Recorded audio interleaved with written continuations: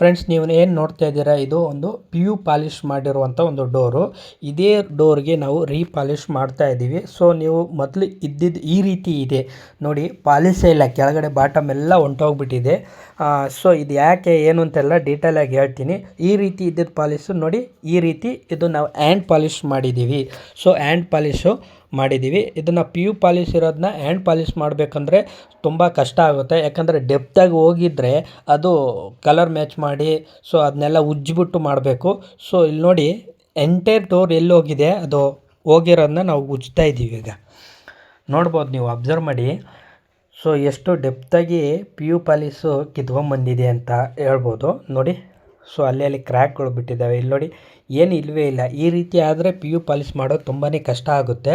So ಏನು ಮಾಡಬೇಕು ಅಂತಂದರೆ, ಎಲ್ಲಿ ಆ ಥರ ಆಗಿರುತ್ತೆ ಎಂಟೈರ್ ಆ ಪಾರ್ಟ್ ಏನಿದೆ ಎಂಟೈರ್ ರಿಮೂವ್ ಮಾಡಬೇಕು, ಉಜ್ಜಿ ತೆಗಿಬೇಕು, ಅಥವಾ ಸ್ಯಾಂಡಿಂಗ್ ಮಾಡಬೇಕು.